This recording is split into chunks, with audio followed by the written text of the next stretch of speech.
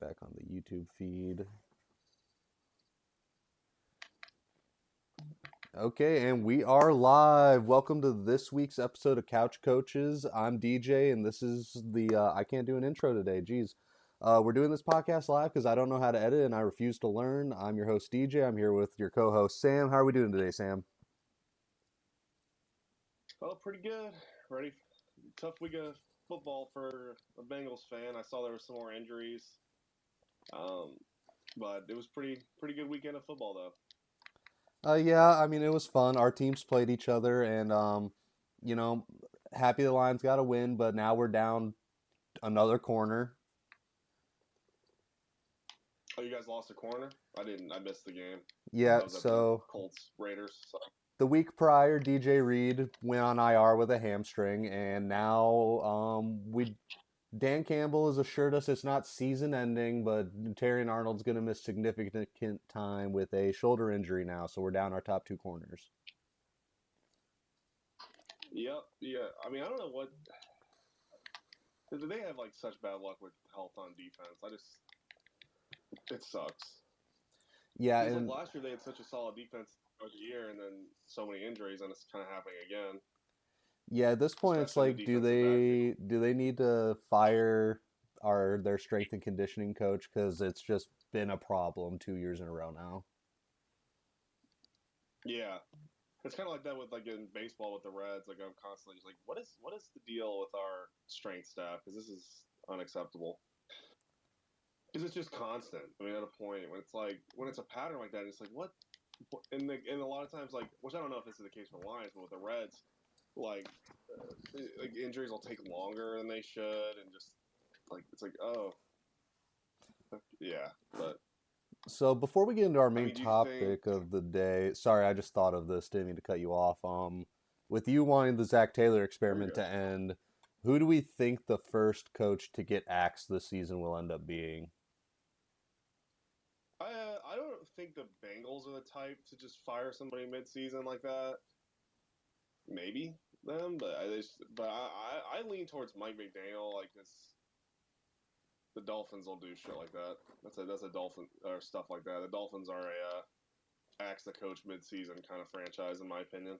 He's definitely a candidate. I look at a guy like Brian Dable, even though they have a rookie, I feel like they're looking for an excuse to move off of Dable. Yeah, I honestly, yeah, it's about that time. Another candidate I was could gonna be say Dave Canales for the Panthers, but I honestly see him finishing out the year and then losing his job. But those are the three that seem like they're probably on the way to getting fired. I'm trying to think who else. because you look around the I don't even league, know. there's a lot of guys who are first year coaches, and then even a lot of the mediocre coaches are going to get the benefit of the doubt and get to finish the season.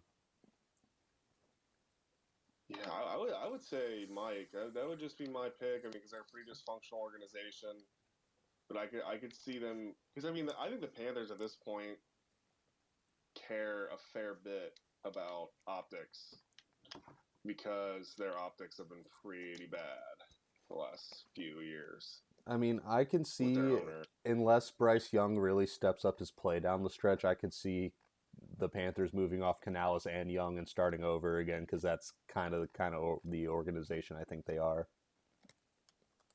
Yep, I mean, and this isn't necessarily. I thought this was going to be a really strong quarterback here, but it really or for in terms of the draft, but it really doesn't seem like that's the case. I'm trying to remember some of the names.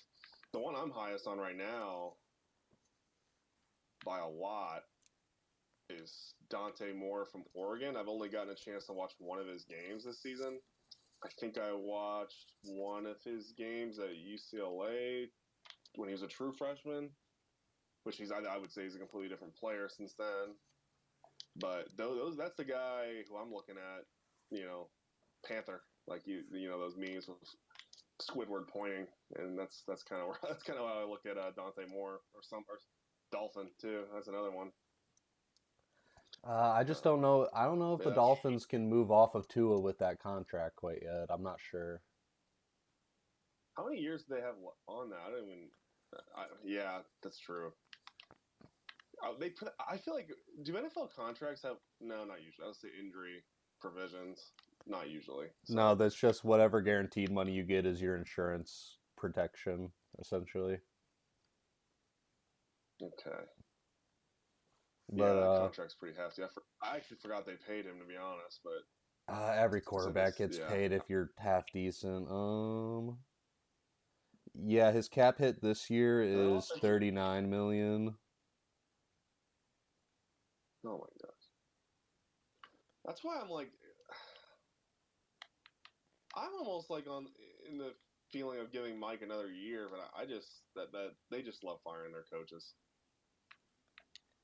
Like they fired Flores for less. Yeah, and there's a guy who's still blackballed by the league, even though he's a fantastic defensive coordinator and probably deserves another shot at running the show somewhere. Do you think so? You think he's got a? You think he could be a good head coach? Because I'm kind of unsure. I'm not sure he might. He deserves the second shot, but if again he proves to butt heads with, the front office, maybe he just doesn't have the personality to run the show. But I think he Yeah, deserves I the mean, opportunity to prove he learned from his mistakes in Miami. that's fair. That is definitely fair. Because there was a lot of mistakes, to be honest. Like I hate to be that guy, but jeez, I get a point. Like that was just. It just felt. I mean, that organization at a point, and I for some reason, have a soft spot for them, but they just feel dysfunctional. Like you just feel an air of dysfunction on them all the time. In my opinion, They and I have just not been a want to well-ran see it better. organization, despite having immense talent, at least on the offensive side of the ball. Yeah, and it's been a while of this too. Like, it's just do better. I don't know. Like, that's kind of the point I'm getting to with them. It's like just. But I mean, a lot of the NFL is poorly ran. I mean, I would say owner that I actually like when he got hired. Like, I heard he came from like the Steelers and stuff. But the Panthers owner, I thought was going to be good, and it just has not been that. It's been that's maybe the most dysfunctional organization there is at this stage of the game. Um, Yeah, but Tua's on I don't know. contract till 2028, so he's actually in the first year of his extension, I believe. The first what? I believe Tua is actually currently playing in the first year of his extension. Giving him an extension is so harsh. Like that's just such a. I mean, and I honestly think he's just broken. Like, and I don't even necessarily think it has to do with Mike. I think Mike got the maximum out of him, but like, I don't know. It's just I there's mean, something wrong there. he came in coming off a nasty hip injury, and then he's had the multiple concussions. I mean, it's just like the injury bug has not treated him fairly. No, it just and he just at a point it's like you're just a frail guy. Like I hate to be that way, but it's just like I, it's so weird because like I just keep looking. This might be a weird comparison to make, but I keep looking for him and Waddle to be, to just like pop off and be one of the best quarterback receiver duos in the league, and neither of them can do that. Like, but neither of them can stay healthy. So it's like, I don't know. Yeah, Like, you know what I mean? Because it's an interesting situation. it's a weird comparison to make. But the reason I'm making is because like they got picked. Tua and Burrow got picked in the same year, and then Jamar and Waddle got picked in the same year. So I've always kind of been like, when are they going to do that? Like they've always been good together, but when are they going to do that? And they just don't. I guess less talent is probably the not on Waddle's part, but I would and then absolutely say Jamar was a way better prospect than Waddle coming out. At least that's my opinion. I was way more high on Jamar Chase than Jalen Waddle. and as good as Waddle is, like even or was then too, he couldn't stay healthy in college. Like this is not a new issue for him. Like I think he missed his whole junior year, and that's why Devontae Smith won the Heisman because they kept throwing him the ball like every play basically. Yeah, I mean, So it's tough because you see the talent, so you take the gamble, and then he still can't stay healthy as a pro. It's every team has done it. and honestly, I think what he has given them has been enough like to prove that they were right. It's just tough. It's just a tough situation, and that's always a tough situation, you know. I mean, and But obviously, the talent's obviously there for him, but what if, same draft class, you wait till day 3 and you snag a polished route runner out of USC named Amon-Ra St. Brown? it's so crazy that he was number one high school receiver too, and he just got slept on because of that USC offense being so bad. Like that's a tough one there, losing him. So I think I it's mean, safe to say at this point of everyone's careers that Amon-Ra St. Brown is the second best receiver from that draft class.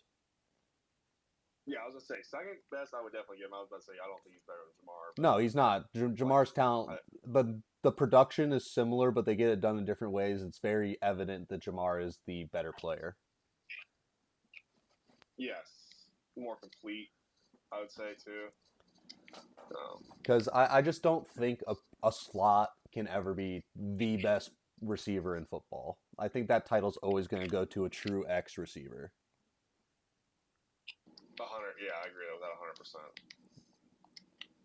Like, do you think? Do you still think he's the best receiver in the NFL, or has he shown you something that disproves that because of Burrow being gone and him not producing as much? Which he did yesterday, but I just mean, generally speaking. is that on him or is that on the offense? Is I that think it's on on? the offense. That's just my opinion, though. I'm gonna Paul. He's one of my favorite players, so I'll be an apologist for him. I feel like I don't want to be biased, but Because it's a difficult discussion to have because you look at like the 1A 1B guy. So you look at Justin Jefferson as the other argument, and you look at him. He's had piss poor quarterback play a lot of his career and is still produced. But on the same vein, he has had better supporting cast around him other than quarterback with a superior O line, superior. Well, I can't say superior skill position guys because Jordan Addison is on the same level or a little bit worse than T. Higgins. yeah, yeah. And then Mixon versus who else he had a running back? He played with Mixon and some Brown good versus Dalvin Cook, so like prime Dalvin Cook played with Jettas for a year or two. yeah. What a beast! What a beast Prime Dalvin Cook was. Oh, That guy's absolutely. He was a monster. I really wanted him the year he came out, which was 2017, I want to say. in fantasy, you mean, or just the Lions? For the Yeah, Lions, yeah. Before we didn't have a good running back at that point. I think we actually ended up taking it might have been the year we took Kerryon Johnson instead, but Dalvin Cook made it to the second round and we should have snagged him. yeah, definitely. That's the guy. And I remember when I believe he's the same age as Leonard Fournette, and they were both freshmen in college at the same time. And I think they both were really good their freshman years because Devontae Freeman and Jeremy Hill both came out, and so they both started as true freshmen. And I remember just saying that guy is an NFL running back. Like that's all there is to be said. Like Dalvin's that guy, right? Like that's basically the point of that story. Like I can't remember who they were playing against, who FSU was playing against, but it was somebody that they were supposed to have a hard time with because I remember that FSU team was like right after Jameis left, and he went absolutely ballistic as like an 18-year-old practically. It just he's a natural, even really more than his brother. He's a natural. But, Oh no, absolutely.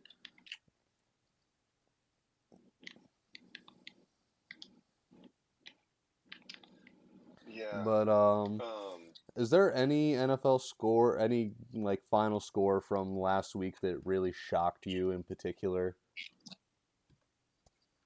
Honestly, how handedly that just when I was skimming them earlier, how handedly the Commanders beat the Chargers. I'm gonna look at the box Um, score this week and talk about it. the context for that, at least in my opinion, I think it's valid that the Chargers kind of took a butt whooping at the end there. They're down both. So Rashawn Slater was already out for the year. Crap, who's that Notre Dame left tackle they have? Joe Alt. Yep, Joe Alt. Joe Alt. He is out for a significant amount of time with an injury as well. So they're down. They're all pro tackles, and Marion Hampton got hurt in the fourth quarter. So and they already had Najee's already hurt, right? Yep. So they were down their both their tackles and their top two backs That's rough. against the Dan Quinn defense. That's a recipe for disaster. Yeah, and they're a good team. I just didn't expect the. I didn't. So I knew that Omarion was hurt, but I didn't know about the tackle. So that's a tough. That's just you're in Bengals territory now. Not because of ineptitude, though, but because of bad injury luck on your line. It's just.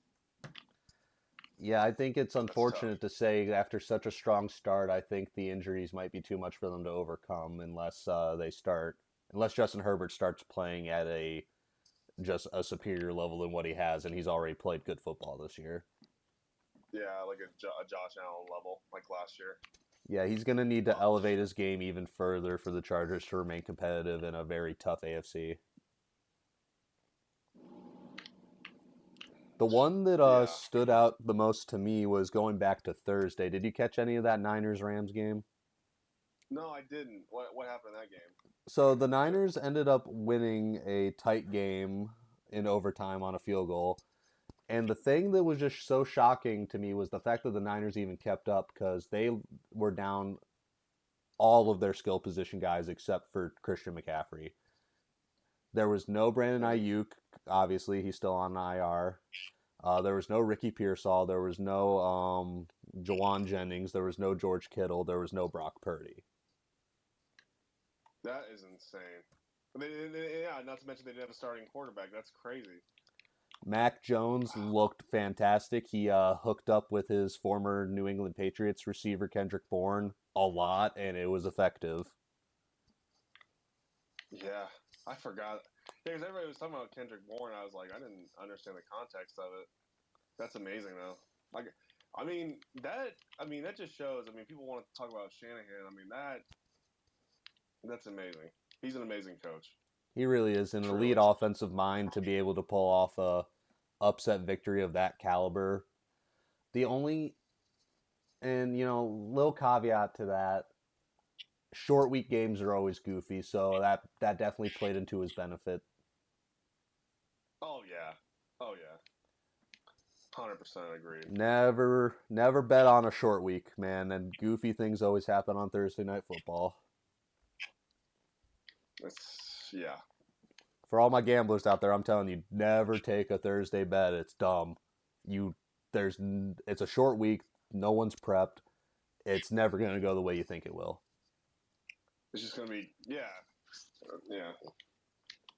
That's all it be. Because it's some of the craziest games I've ever seen, but I feel like it's maybe some of the highest quality games and some of the lowest quality NFL games I've ever seen in both ways. Just based on entertainment value because of high scores and stuff, that they're high quality, but it's just low quality football. Because I'm telling you right now, for all my fantasy players, I almost guarantee you're going to regret starting the Eagles defense this Thursday because the Giants are going to do better than you think because it's a Thursday. Yep, and they have some momentum with the new quarterback. I know I kind of saw his numbers last week. I saw he sputtered a little bit. Yeah, he turned it over a little bit. He got dinged up, but it's a tough loss to take against a bad Saints team led by Spencer Rattler. And credit to Rattler, he has not played terribly given his circumstances. No. They seem like. I know it's kind of looking a little different now, but on the names, but they seem like they were really interested in trying to get Arch Manning. That seemed like the goal of this season. So. I don't know. I still think at some point they're gonna test out Tyler Show because you don't spend a second round pick on a guy to not utilize him. Yeah, and I don't know what the decision making part of starting Rattler was to begin with. I don't know if the coaches liked him more, or I mean, It's very he is technically the veteran of that room. And, he was a highly touted prospect in college until, he sputtered out with Lincoln Riley and got usurped by Caleb Williams. But there was one point where Spencer Rattler could have been the QB1 just based on, the hype around him at one point at Oklahoma. he was the #1 high school quarterback his year. And Like he then was a big deal. it's not like he had a Yeah. bad career once he transitioned or transferred over to South Carolina. It's not like he was bad. One thing too is honestly the way he played at South Carolina. I was honestly surprised that he didn't go higher, that he didn't get a little more pre-draft hype because the tools are all there. But it's just how's it, the men, yeah. I mean, what we saw early in college told a story. I mean, So it comes yeah, down to, Kellen Moore, first year head coach. Shout out former Lions legend, backup quarterback Matt Stafford. Um, Lions legend. That's funny. yep. So yeah, first year head coach. I don't blame him for just seeing what he has in Rattler because this is going to be a long rebuilding process for New Orleans because they were in cap hell for years and they probably still are. I just haven't checked. There's something Because they kept kicking the money down the line, and so someone's got to suffer for it, and that's going to be Kellen Moore. And hopefully, ownership is patient enough with him to get out of that hole and start building a team that resembles what Kellen Moore wants to have. Well, what's crazy too is at least they finally got their big money guy who's left, Taysom Hill, back. I mean, wasn't he? Isn't he probably their highest paid player or close to it? He's on a really goofy contract. He's making like $30 million a year, some shit, to be a Swiss Army knife. Yeah, and when Sean Payton was there, it made a little more sense. Like Sean Payton had a plan for him. Because even yesterday, I saw he had some numbers because I was just thinking about fantasy. I love that guy in fantasy. So no, he's a funny fantasy guy. Being able to slot a quarterback into your tight end spot, it's hilarious. Or just slot of everything. A slot of running back. It just depends on the week what he's going to play. Because he basically just played fullback yesterday. Because he had all he recorded was rushes. My understanding was he was standing behind the quarterback on those plays. I need to go watch the highlights to be honest, because I am debating on picking him up in one league. So I mean, that's your guy. I know that you've started him in fantasy in the past. He is my favorite player in the NFL, other than Joe Burrow. That's my honest take on him. I love him so much. He's a fun player, not a great player, but a fun player. Well, and I saw there was this video of this former, I don't even know if he played in the NFL, but he was talking about how Taysom Hill is the best football player in the world because of everything he can do. Like, you know what I mean? Like he is one. So okay, so how many roughly? There's 32 NFL teams. Is that right? Yep. So there's 32. So 3 times. I'm trying to do the math real quick. 3 times, 3 of every position. So there's 96 tight ends, fullbacks, or tight ends, running backs, because you do multiples of 3, because there's usually 3. Yep. More receivers than that, but roughly. So he is a top 100, theoretically, a top 100 quarterback, or like running back, fullback. You know what I'm saying? Tight end, like the top 10, 100 of all those things. Right, theoretically, because he does play every position. I understand. Gunner. Yeah, it's just like, and he's probably better than that at everything but quarterback. Like he's so effective when he's. I don't even want to say when he's high, because I feel like he's always high. It's just when they figure out how to use him correctly, because he is very difficult to use. I just think I wanted him to get traded to the Niners before he got hurt, and I'm just glad. I don't know. The fact that he is playing football right now tells you so much about how much of a genetic anomaly he is. Like genuinely, because he's kind of in that category of like how his body handles all this is like I don't even understand it. It just, yeah, that's my guy. I could talk about him for hours. I love him so much.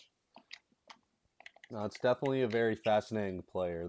Definitely the most interesting player to play the game. Like I think he's the only player to have like multiple passing, rushing, and receiving touchdowns. That might not be Yeah. true, but he probably has the most of all three of any player who has all three. Like, Yes. Yeah. Like multiples, anyway. I know that Emmett threw a passing touchdown for the Cardinals at the end of his career. I'm trying to think of it because I remember it was like noted when Emmett did it. because it's some But stat like he's the only guy who has like 8, 8, and 8 of all three or something. let me look. I'm about to go look this up.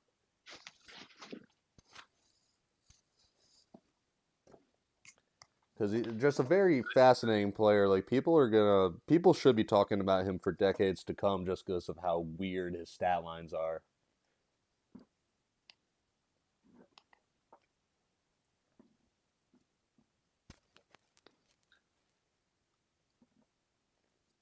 So let's see. So 14 players in NFL history have done it. Hmm. But let's see. Josh Allen's one of them. Sorry, this made me think of it because of just weird stats. Anthony Richardson threw a pass to himself on Sunday. Did he play? After I left the game a little early. Did he play a fair bit? Yeah, he got like either the entire fourth quarter or like half of it. I can't remember. They were blowing out the Raiders so bad. Oh, there's some people that what it popped up when I looked it up is it was single game. That's crazy. There's so many people that have done it single game, and Taysom's actually not one of them. CMC did it his first game for the Niners. Do you remember that? He threw one, caught one, and rushed one in. Yep, I remember that game now. Now that I'm seeing it, I remember that. It was versus the Rams. It was the week after he got traded because everybody was like, a lot of people benched him because they didn't know what he was going to be when he got to the Niners, and he came out and just went absolutely ballistic, and that was the result. Oh, another cool stat for you. I don't know if you saw this during the Bengals Lions game. Did you catch that game? No, I watched parts of it. I still need to watch the highlights. So what happened was Jahmyr Gibbs and David Montgomery tied the record in that game for most games by running back duo where they both score a touchdown in the same game. How many games? This was their 14th time doing that. Wait a sec. The 888 game refers to a stat line in the November 17, 2024 game against the Cleveland Browns. In the game, Hill recorded 8 receptions, 8 targets, and was responsible for 8 total touchdowns. Okay, that might be why I remembered the 8 for some reason, but why passing one of 2 for 18 yards and an interception. That doesn't make sense. I'm confused, but yeah, that's my guy. I love him so much. But I just saw a picture of him celebrating. I was like, that's the dude. But yeah, I can't remember where I was gonna go with that. But yeah, that's just a versatile player that they're so fascinating. Like CMC, I just was thinking of how amazing it would be if CMC went to San Francisco, or not CMC, but if Taysom Hill went to San Francisco, and they used him however Shanahan saw fit to use him, and they had CMC and him both, and Debo at the time, because I was thinking about this last year when he was still healthy. Because it's just like, I loved what I was interested in. I wanted to see if it would become more in vogue, but how the Niners' best 2 offensive players going into last year, I mean, Debo didn't really do much last year, but were a receiver at a Pro Bowl level, a running back that can play receiver at a Pro Bowl level. It was a very versatile, interesting offense. And I wanted to see what that would look like. And it didn't necessarily disappoint, honestly. I was pretty impressed by it. But, yeah. But Taysom would have fit really interestingly into that because he could play even more positions than those two. absolutely. Oh, all right. So, where were we at? Oh yeah, talking about the Jameer Gibbs, David Montgomery record. That was set originally by Emmitt Smith and whoever his running mate was way back when, and it took them like 8 or 9 seasons to do that 14 times. We're in the middle of Jameer and Monty's third season together. Oh my, that's insane. Was it Daryl Johnson, the fullback? Yes, Is yes, that it who they was. counted? Okay, yeah, that makes sense. That I don't know if that record's ever gonna be broken. I mean, those two together are so amazing. Like it's just 14 years versus 3. I mean, that just seems impossible. I mean, I think it's safe to say that Jameer Gibbs and David Montgomery have surpassed Kamara and Ingram as the best running back duo ever.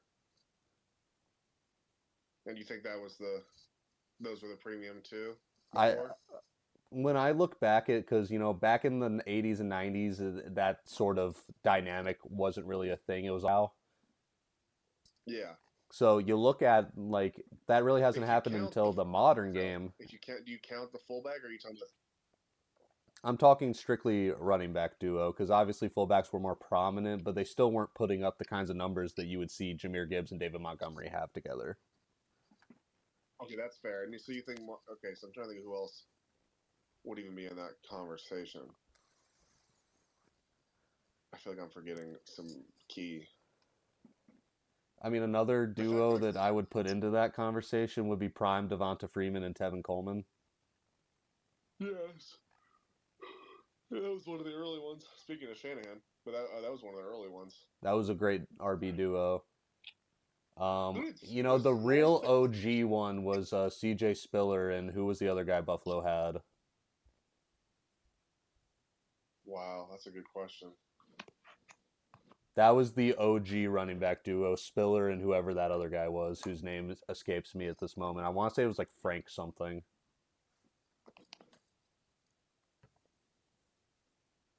I'm trying to find it.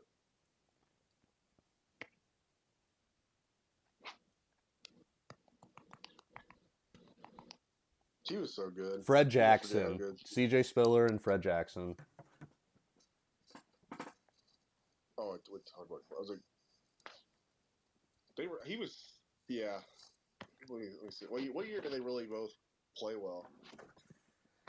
I mean, CJ Spiller was always like the top guy, but Fred Jackson like definitely like sprinkled it in quite a bit. Because Yeah. I mean, if you look at Fred Jackson's stats, they're not going to look great. Yeah. I remember Fred Jackson from Madden Ultimate Team. Actually, I liked him in Ultimate Team for some reason. Like he didn't But get a. I'm looking at his stats. He really didn't get a lot of usage, but he lasted a long time. He did have 1,000 yard season, but I'd have to say either he didn't have Spiller with him or Spiller was hurt because there's no reason Fred Jackson would have gone 1,000 and CJ Spiller didn't.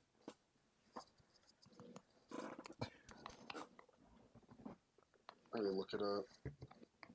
But just like as a duo, I just don't think it gets better than Jameer Gibbs and David Montgomery, who are both arguably top 20 backs in the NFL currently. Oh, Maurice Jones-Drew and Fred Taylor were a really good one. I forgot about that. That's a good one to bring up. I literally just looked up like best running back tandems because I couldn't remember. I just knew there was some I was forgetting. That's a key one. But I think like the face of Ronnie the Brown, RB Williams. duos. I forgot about Ronnie Brown and Ricky Williams, and like one of them would play Wildcat quarterback, and they play on at the same time.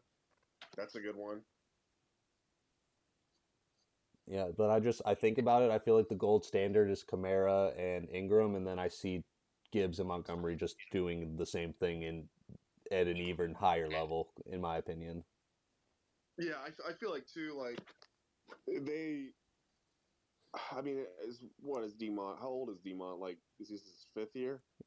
He's like 28 or something, 27, 28. Mark Ingram was probably like getting close to 30 when Kamara got drafted.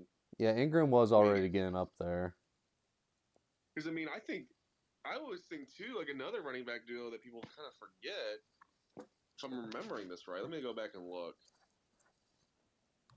I'm going to look at the numbers. Because I remember Darren Sproles is a Saint. And I feel like Ingram and him kind of were a running back duo for a time. Maybe not, though. He And wasn't then, very... Like, he was playing for New Orleans, but he didn't have very good numbers. I mean, Darren Sproles always had a good running mate. Like, who was the guy he ran with in Philly? It was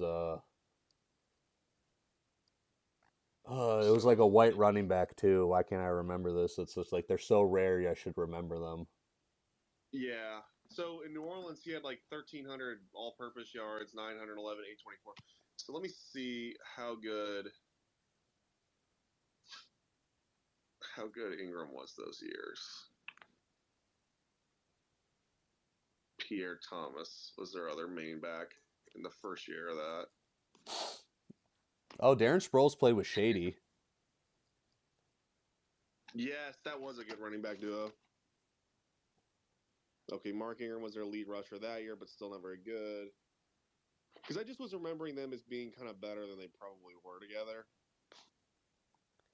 Oh, you know what? I was originally thinking of Ryan Matthews. He definitely made his way to Philly at some point of his career, but I don't know if he overlapped with Sproles or not. Oh man,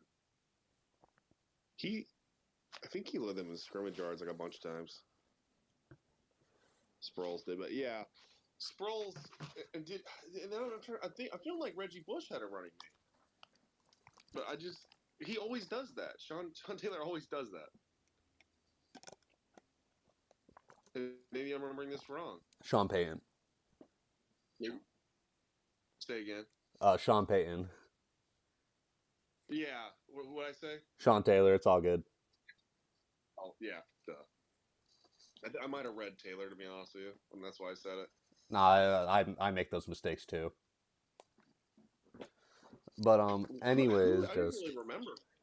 I don't even really remember Pierre Thomas, but he was like always like really good for them, I guess. he was on Washington back when they were still the Skins, wasn't he? Or am I thinking of the wrong guy? Very briefly, towards like the very end of his career was there. 2015. And then I feel like Muscle Hamster had a running mate after he left Tampa and had a solid couple years post Tampa with a running mate. Muscle Hamster? Doug Martin. Oh, I feel like he did too. No, but I'm just trying to like make this like an objective thing because I think you're probably right. It's probably those two. Like I'm not trying to be biased, but like I think the gold standard is Jameer and Montgomery, and then Kamara and Ingram. And those would be 1 and 2. Well, I mean the one that people talk about too, and the roster. So the 1974 Dolphins that like won the Super Bowl, they had 3 really good running backs. And I believe they had Zonka listed as a fullback. I wanted to say that they didn't, but they did. I thought they just listed him because he ran the ball a lot, though.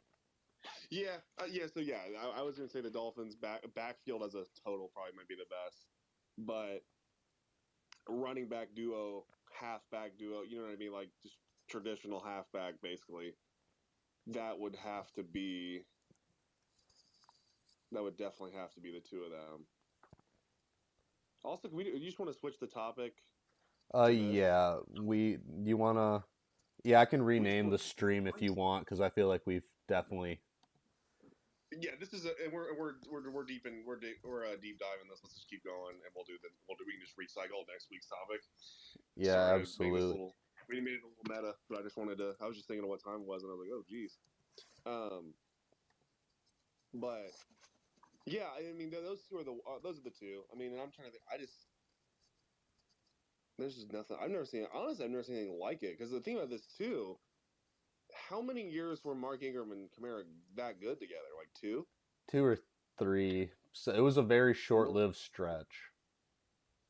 And there was like, what year was it when they were both super dominant? Was it you that said you had both of them in fantasy at the same time? I didn't have both. I had Mark Ingram, and that was Kamara's rookie year. Okay, because he came in right away and was pretty successful.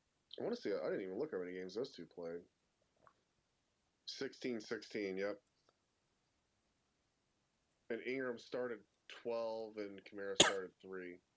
Which I mean, the amount they played, like, Yeah, quote unquote starting doesn't really matter when you split time that evenly. yeah. I mean, I don't even know. I want to look. And then honestly, like we're kind of seeing the decline of Detroit using a full duo this year because we're not even starting the game with Montgomery anymore. Jahmyr Gibbs is clearly the guy. No, he's not. He's your number one. Like, he really is. And he I mean, quite frankly has been the second he put on a Lions uniform, but Montgomery's usage has just dwindled significantly this year. that is insane, though. That 2017, I need to go watch some of their games, to be honest. I just am like, I mean, because that level of production, I mean, because you think of the best, to my understanding, the best scrimmage season in the history of the NFL was 2,500 yards from a running back. So, like, using two body, which is CJ2K in 2009, pretty sure that was the season he went ballistic. So if you like use two backs and get 500 extra yards, I mean that is massive. Oh yeah, I mean, it's I just insane. can't even, like, because I think if I'm not mistaken, he had 2,000 rushing yards and 500 receiving yards, and then like he still played well for a couple years after that, but the wheels kind of fell off. And Kamara is still playing after a usage season like that. It's just very interesting to me. Yeah, Kamara's longevity is fascinating with how much he gets used. I mean, you might be able to say that a lot of that stems from a lot of his usage coming from the receiving game Yeah, that always helps. because I he mean, gets put into space a lot. yeah, I miss when he was with Sean Payton. Probably wants him to go to Denver, but I mean, there's no reason for that. I fully anticipate him getting traded at the deadline because the Saints just aren't a good football team. you think they'll try to optimize his value and get rid of him like now I while he's mean, still kind of I playing I decent? would say so, and a lot of people are in the sports take world are anticipating a trade as well, and a lot of times when there's smoke, there really is fire. Wow, seeing him leave there would be so weird. I'm trying to think of some places that would be really good for him. Like, how many contenders really need an Alvin Kamara on their team? You know what? I already have it. He needs to go to Green Bay. Oh my God, him on Green Bay. That's the Oh perfect jeez, complement to what Josh Jacobs does for that offense. I was honestly gonna say Minnesota too. I mean, they're definitely not going to make that move having Jordan Mason and Aaron Jones. Yeah, the Steelers. I don't know. I feel like Jalen Warren and Kenneth Gainwell, like I feel like they do a lot of the things that they would want Kamara to do. I don't. I just. I Yeah. I anticipate Pittsburgh staying put at the deadline. Yeah. Excuse me. This is a spitball one that I thought could be interesting.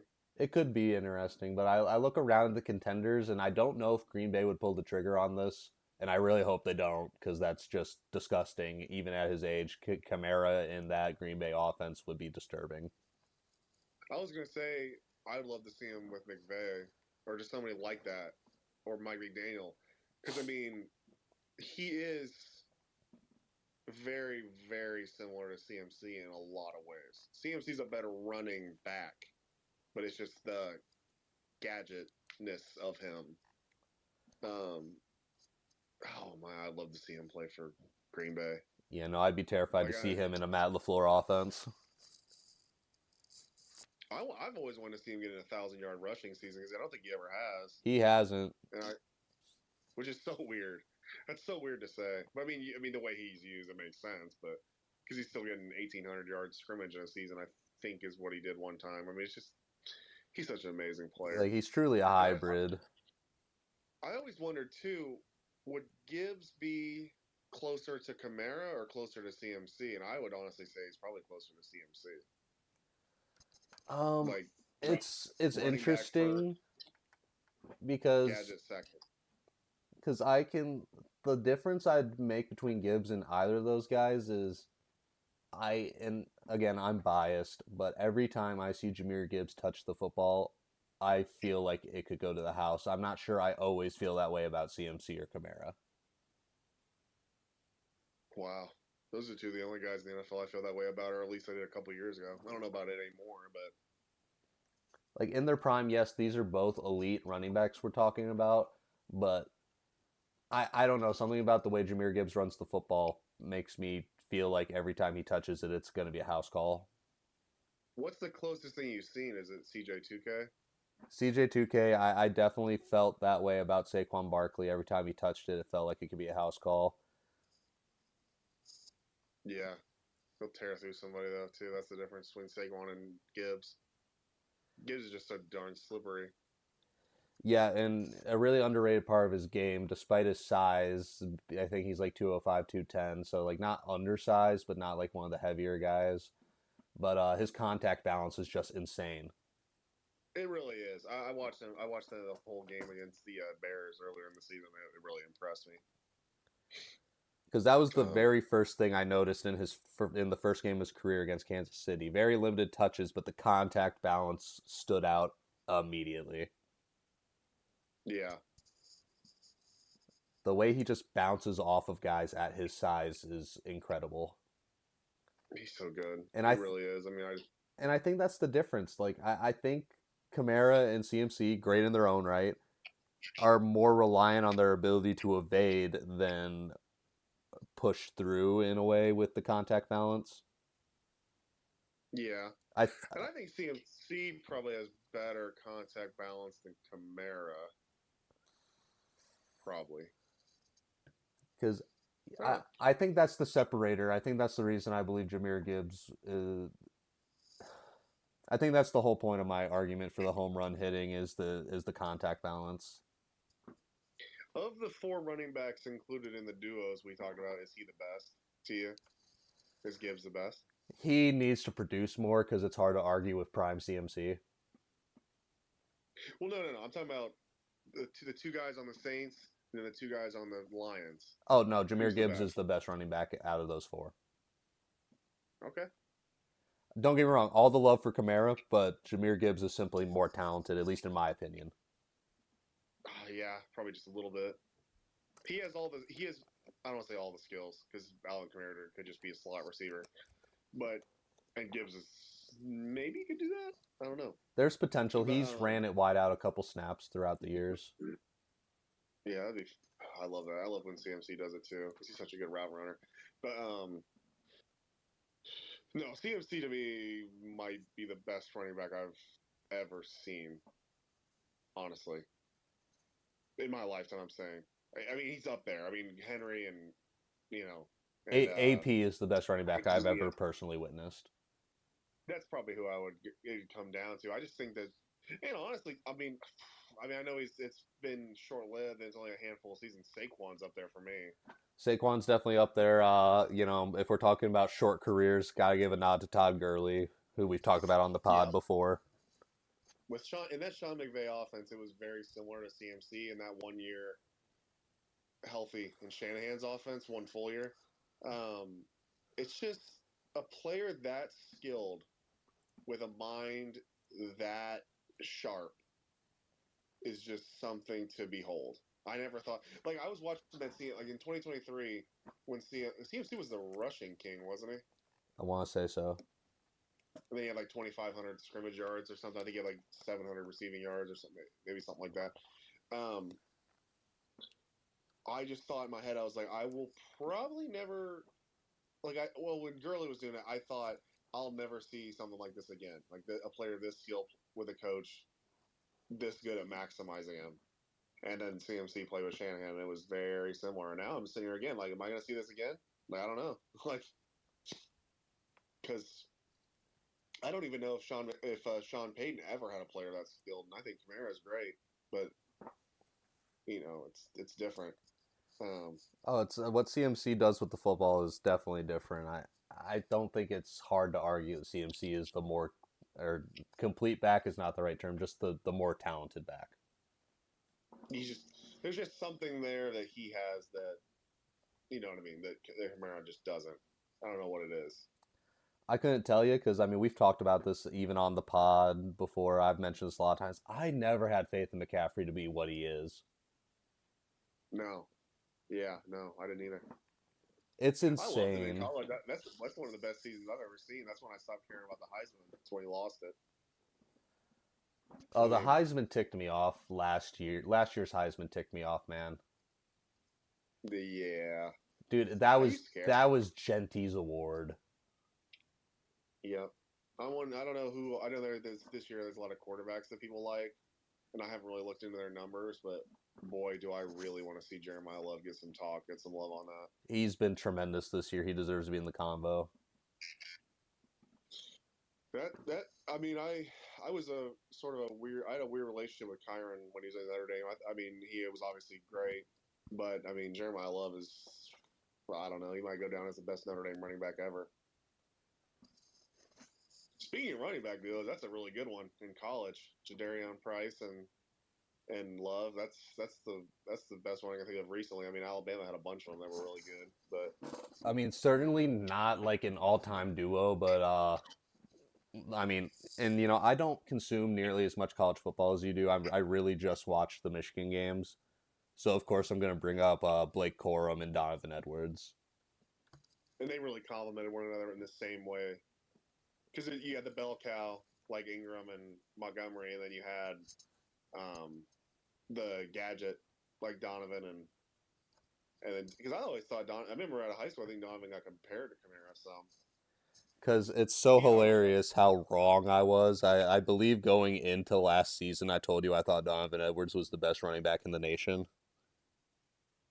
Yeah, I mean, yeah, a lot of people did. I mean, at college football 24 or whatever year it was, thought so. That's why they put him on their cover, you know. So I don't know. That was weird. I don't know what the hell happened to him. I mean, Michigan's O line just simply isn't what it was during the championship run. Yeah, Harbaugh could develop some linemen. I mean, you think of what he had at Stanford and stuff. It's Yep, just that's his cup of tea. That's why he won it all. Like you build a line around a guy like that. absolutely. And I will be here for the third or second or third week in a row calling for Michigan to fire Sharon Moore and go steal a Lincoln Riley or someone established. You don't want a risky hire. No, I want a proven guy. Like on the very like off chance of like a guy of like Saban's level becoming available, that like go out and get that guy. Like I think the most poachable coach right now has to be Lincoln Riley because USC is just not a great program right now. He might fire him. He might just fire him for you. This might be a bizarre question to ask, and I don't think it would ever happen. But Mike McDaniel, Michigan head coach, Um, that that just sounds cursed. it's But but you know what? It's fascinating to me because the way he calls offense feels like it would flourish in the college game. oh yeah, and he would have less consequences for not having an elite defense, and also could recruit his Because own guys. And I mean, and that's the thing is defensive players are going to want to come to Michigan, so he's going to be covered better than in the pros for that. yeah, yes, I wish that'd be so interesting to see him coaching college. I wouldn't hate if Michigan went out and got Mike McDaniels to be their head coach, especially with um, Underwood, Bryce Underwood. I mean, the kid's a stud. The kid's going to be Yeah, a first round pick quarterback. He's going to be the greatest Michigan quarterback of all time. really, that's what you think of him? Yep, just I in all of my life, in my life, you know, I'm only 24. Uh, best arm talent I've ever seen in a Michigan uniform. Interesting. Who who would you have said was the greatest Michigan quarterback that you'd seen just personally before JJ came along? Um, I mean Brady's the answer for like all time probably. I mean there's some other good ones like Greasy and stuff, but like and Rick Leach. Um, like but because winning matters to me, so like I think I would argue Cade McNamara, yeah, but that's from fair. a pure talent standpoint, even though he wasn't a great passer of the football, just the overall athleticism, I would argue Denard Robinson. That's yeah, that's an entertaining guy to watch play football. Yeah, good old shoelace. You ever seen the I think he's science behind him not tying his cleats? no, I haven't. It's so that's also a curse that he doesn't tie his shoelaces. But So we could. like there's actually there's an advantage to that. How so? So the science behind it, and I'm no expert. If someone who is like an athletic trainer watches this, they can clarify better than I can. But the science behind it is the fact that because you know the cleats there for ankle support. So Hmm. like the idea of he's running so hard without that ankle support, he's actually strengthening the tendons to a point where he doesn't have to have his shoelaces tied, and like those ankle tendons like are just so strengthened that like he doesn't have to worry about injury to the same degree other guys do, and like he can run with more forcefulness than other guys do because of that strengthening from simply not I tying don't his ever remember. shoelaces. I don't ever remember hearing about him getting hurt, I don't think like he ever. NFL or at Michigan. He might have gotten hurt in the pros. I mean, he had like that one like 2 game legacy stretch in Jacksonville. Yeah. Did he wear 16 for them, or was it different? Like, I was it someone believe he else? wore 16 in Jacksonville. What a legend! I love that dude. I really did. But yeah, that's just a little. Again, I'm no expert, and it's been years since I saw the video about it. But like that little sports medicine in there. Yeah. Well, another thing too is like for many years he was the only Michigan quarterback to beat Ohio State Yeah, it's until been a long Cade. time. He did it when they had Fickle, and I don't remember how many years they because I think that Ohio State had a little win streak to end the 2010 or 2000s and then into the 2010s. They went on like an 8 year run of beating us. No, I mean after this because because Denard won. Let me look it up. The game. Another year No, where it was Michigan after. realistically has no shot in the game based on talent alone. It'd be so funny if they beat Ohio State for a 5th year in a row. It'd be so. I actually think so too. But my cousin's an Ohio State fan. I think he'd blow his brains out. Like honestly, I mean, honestly. I've gotten to talk smack to Connor for 4 years, and I've won money off his dad betting on the game before. So from 2004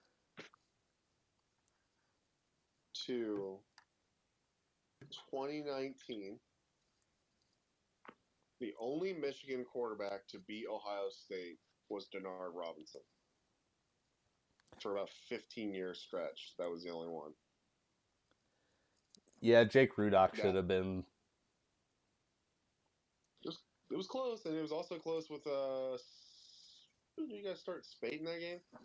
Or O'Corn? We've. No. That was the.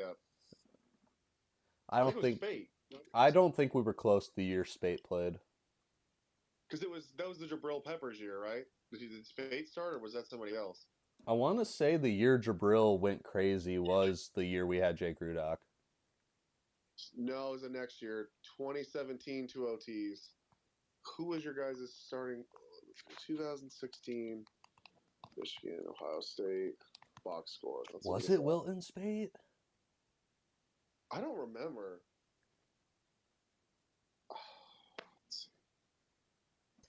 Let's. Okay.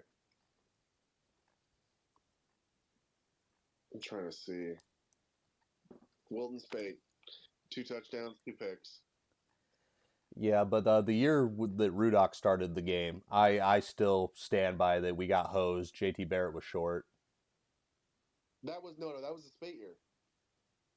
No, that was Jake That's Rudock because we should have won that game. I remember that. in 2015 when Rudock started. It was 42-13. Oh, it was. Okay, I guess I am wrong. I guess it was the Spate year. Whatever year that was, JT Barrett was freaking short. He was short. I watched it. Yeah, I was making sure I was right on this because I just remembered that year like they lost to Utah, right? Was it Utah? Something like that. And then they lost to Ohio State. And they were like 10-2 that first year. I think I might be right on that. Let me look it up though. Team Michigan. I love watching that team. Oh, and they lost to Michigan State. So I think they might have been 10-3. 10-3. Yep. That Michigan team had so much momentum. Like they weren't even that good, but they just had so much momentum. I mean, that's the Harbaugh effect. He comes in and immediately turns the program around. So they lost to Utah by like a touchdown. And you got to think about Utah. I mean, they're so well coached. And they won 5 straight, lost to Michigan State on that crazy last play of the game. You know, that whole thing. Won 4 Big Ten games straight, including at Penn State. And then they lost to Ohio State, and then they beat ranked Florida in the Citrus Bowl. That was a good Michigan team with Jake Rudock. He's a really good quarterback for them. Yeah, like we've talked about it before. Jake Rudock was the best quarterback of the Harbaugh era until McNamara. Lions legend. Lions legend Jake Rudock. I love that man. I really do. No, bookend though, I would say the best running back duo I've ever seen would probably be the Saints. But again, it was only 2 years. So we'll see what happens with Demont and Gibbs because they are already kind of running away with the longevity combo. Yeah, I think Well, if this is year 3 yep. for Gibbs. So they already have a year on them. We'll see what happens.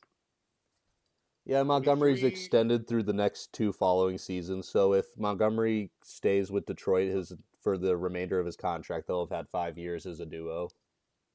Yeah, and if they're still both productive, you know, if he doesn't get like put on, like buried on the bench, you know,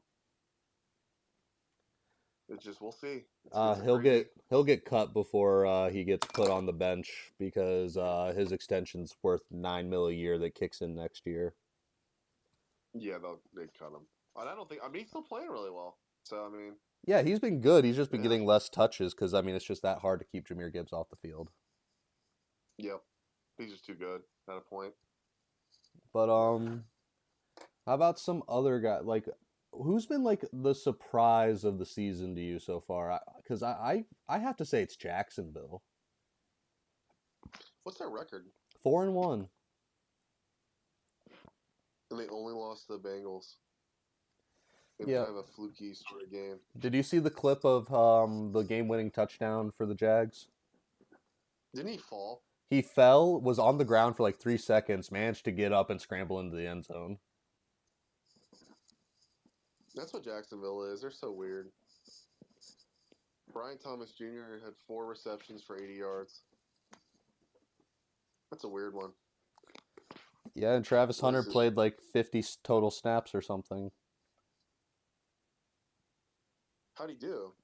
I mean, I don't know about statistically, but I mean, people were hyped about it. He actually made the official start on both sides of the ball. 2 total tackles. Sorry. What's a PD? Pass deflection. 1. And then he had one pass deflection. He had 3 receptions for 64 yards on 3 targets. So he was pretty efficient. So I mean, he did what was asked of him. It's so hard to figure out how effective a guy like that is that plays both sides of the ball. Yeah.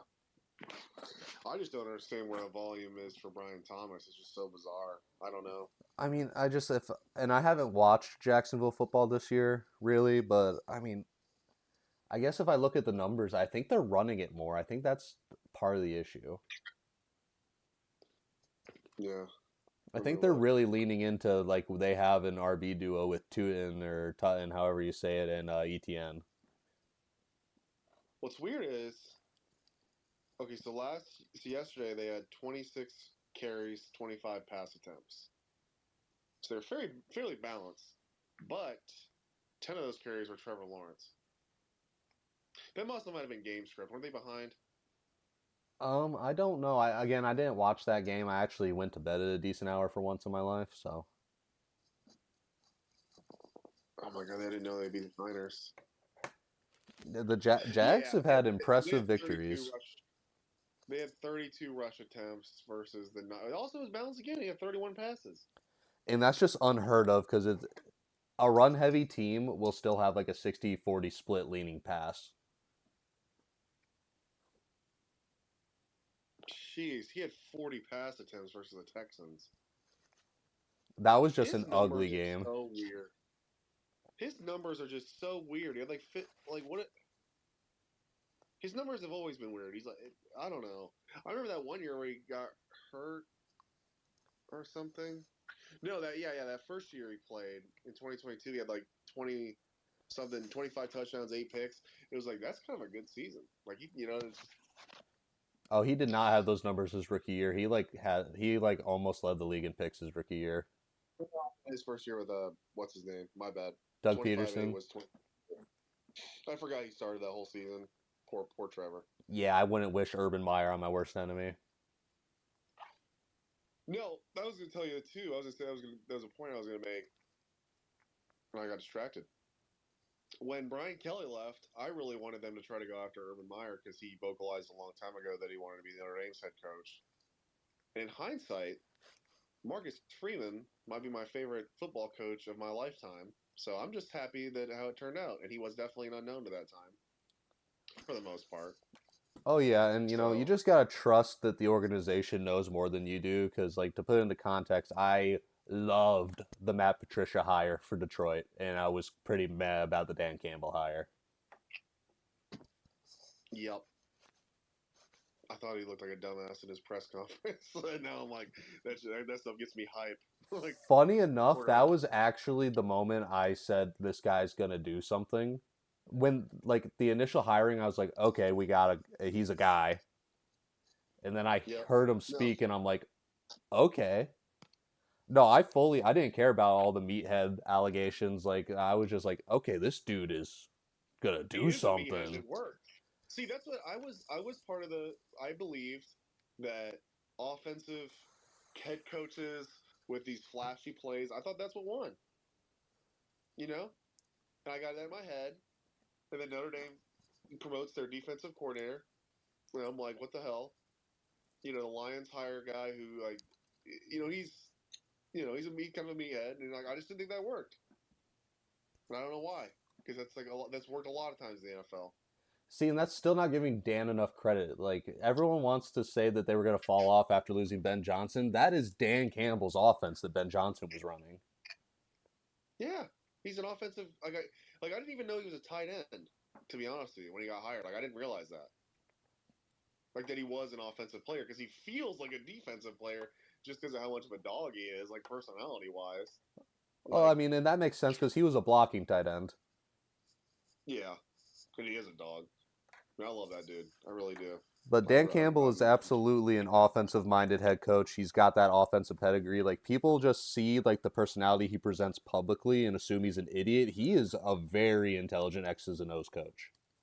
100% agree. 100%. Because if you look at the very first season, they had Anthony Lynn as the offensive coordinator, which, funny enough, was my favorite coach. I wanted them to hire Anthony Lynn to be the head coach of the Detroit Lions that year. Really? Yeah. Anthony Lynn. Huge Anthony Lynn fan. I thought he just constantly got dealt bad hands in LA. For the Chargers? Yep. Yeah, I remember him. He was your offensive coordinator? Yeah, Dan Campbell's first year, he was the offensive coordinator. The offense, don't get me wrong, that offense was bare bones. It wasn't all on Anthony Lynn. But he got stripped of play calling duties halfway through the year. Dan started calling the plays, and the offense looked reinvigorated instantly. And they won. They won, right? Yeah. A couple games with him as play caller. Yeah, we started out the year 08, 09, and 1, something like that. Dan Campbell takes over the play calling, and we win 3 games down the stretch. And that felt like a massive deal. It changed the momentum. Yeah, that first win, it really felt like they were turning the corner. You could see the players loved this guy leading them, and I think that's just the biggest thing about the Lions being a contender right now is all 53 guys on that roster would genuinely run through a brick wall for him. Yeah. That's how I feel about Freeman and Notre Dame. I'm so glad that even though the Bengals, it's rough right now. But with Notre Dame, we got a guy. We got a guy. I love that dude. And he's done a great job. I mean, he went to the Natty. You can't knock Freeman for anything he's done. He's kept that program steady. They look great this year. They look better than ever this year. I think they look better than they did last year. I mean, the thing about it is, it's starting like a 19-year-old against two top 20 teams or whatever that either of them were. I think they might have both been top 10, but that's hard. Like, if we play Texas A&M again, if we played Miami again, might win. I'm just gonna make that claim, and I mean, I wouldn't want to see this Notre Dame team that's starting to kick on the engine, because I mean that's what they look. They've looked amazing the last 2 weeks.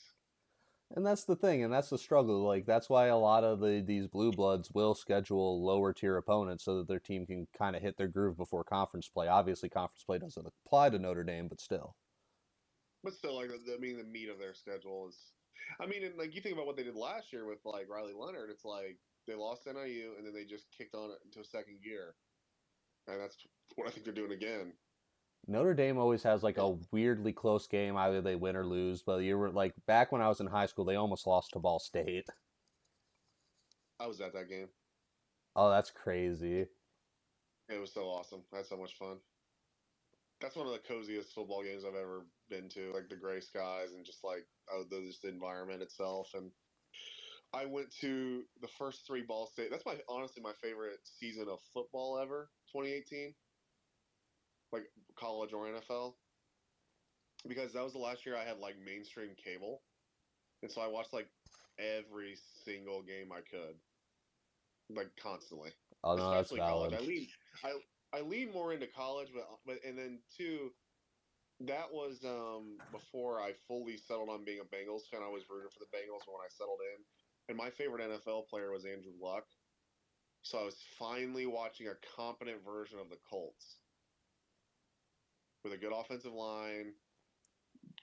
I liked the skill position players. I think they're really good. Andrew Luck just getting to stand up and throw darts, and then a good defense. It just was it was a fun year. But no, so the first 3 weeks of that season, week 1, 2, and 3, Ball State played Central Connecticut State at Schumann. I went to that. Played Notre Dame at Notre Dame State. Went to that, and then played Indiana at Bloomington. Went to that. So it was kind of and then they ended up sucking. I thought they were gonna be really good, but yeah, that was a cozy season. That was a great way to start it. A little bit But of an update for you for my Survivor League. Out of 102 to start the season, I am one of 27 players remaining for a shot at $2,000. good luck. Who'd you end up picking last week? I did take the Lions. I did take what I told all three viewers to do. Nice. They will take three. We'll I take was all I three. was definitely one of them. I watched to make sure the audio sounded okay. How did it sound? It sounded fine because I was a little worried with the stream telling me the bit rate was messed up or whatever, but once it was like in a final video, it was fine. I think people, if we ever actually get people watching live, I think it might be a little rough unless I upgrade my internet package. But as a standalone video, it sounded fine. Okay, we'll take it. Small wins. Where was I going with that? Oh, yeah, I went to that game. They do that, and they went undefeated that year in the regular season. They went 12-0, and like their closest game was friggin' Ball State. It's like, let me look at their scores. But that's like one of the best Notre Dame teams I've ever seen in my life. So it's like, and honestly, maybe my favorite. I love that team. Ian Book's my guy. Let me see. Closest game that season. They were close games against Michigan, Ball State, and Vandy, but that's when they switched quarterbacks. And they started beating the hell out of everybody. Except for Pitt. It was a close game against Pitt for some reason. Yeah, then they got their butts kicked by Clemson. Which was awful. I hate it. I don't like to think about that, to be honest. It's interesting. But is there anything else you want to talk about, or are you ready to wrap it up? I'm ready to wrap it up, honestly. Okay, well, before we go, I guess anyone who wants to gamble, anyone who's in a Survivor League themselves, I'm sorry to do this to you, Sam. My gimme of the week has got to be Green Bay over Cincy. Yeah, that's gonna be rough. I would say Philly Oh. over the Giants, but short week and division game, I'm not taking that game whatsoever. Take your own advice and don't bet on it. Let me look at the games too. I'm going to see if I have anybody. I I don't disagree. because I don't think I'm gonna pick the Packers this week. Actually, the game I'm staring at is Patriots over Saints. I think that's who I'm gonna end up I would, going with. yeah. Hawks, Jags. Because I would like to save the Packers if I can, because we're getting down to the nitty gritty where I actually have a real shot at $2,000, so I want to try to be smart and save the really good teams. Bills, Falcons. Yeah, that scares me a little bit, but I feel like the Bills would probably bounce back and beat them up. But Atlanta's coming off a bye week, and they have been a strong offense for Yeah. most of the year. They had that really bad game against Carolina, but still. Yeah, I like the two you said. I'm just gonna. I try. If Broncos Jets wasn't in London, honestly. Now that's a good game to pick. I already burned my Broncos pick though earlier this year. Yeah. I don't know. I'm gonna be honest. I don't know if the Packers are gonna play somebody worse than how the Bengals are playing right now. Yeah, but you know how it goes when a new quarterback joins a system. Like teams don't have film on how Joe Flacco's going to look in Cincinnati, so like Green Bay's not going to have that kind of preparation. You think he starts this week? I mean, what harm could it do? Jake Browning has been miserable. Yep, he has been. I didn't like him in Washington, much less in the NFL. So. But for anyone who watches, I think I am going to personally take Patriots. But if you're looking for a gimme to gamble on this week, I mean, the Packers look very enticing. Yeah, 100%. Yep, I like that. I like all those picks. I like that pick, those two. But with that being said, I hope anyone who watches has a good day. I hope you guys like the stream. We'll be back next week, so hope you guys subscribe and tune in next time.